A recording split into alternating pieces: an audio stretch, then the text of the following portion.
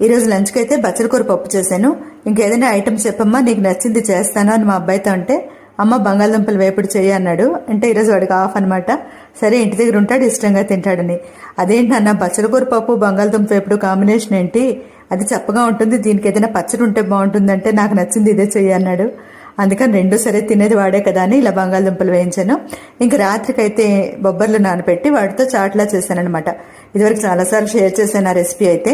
టమాటాలు, జీడిపప్పు, అల్లం ముక్క, పచ్చిమిరపకాయలు మెత్తగా గ్రైండ్ చేసుకొని అది నూనెలో ఆ పేస్ట్ అంతా వేసి పచ్చివాసన పోయే వరకు వేయించుకొని ధనియాల పొడి, జీలకర్ర పొడి, గరం మసాలా, పసుపు, ఉప్పు వేసి మసాలాలన్నీ పట్టే వరకు ఒకసారి వేయించుకొని తర్వాత ఉడికించుకున్న బొబ్బర్లు కూడా అందులో వేసి బాగా దగ్గర పడే వరకు ఉడికించుకోవాలి. ఇదే అనమాట.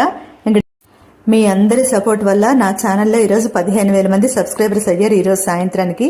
ఇదంతా కేవలం మీ ప్రోత్సాహం వల్లే. ఎప్పుడు ఈ ప్రోత్సాహం ఇలాగే ఉండాలని ఆశిస్తున్నాను. అందరికీ శుభరాత్రి.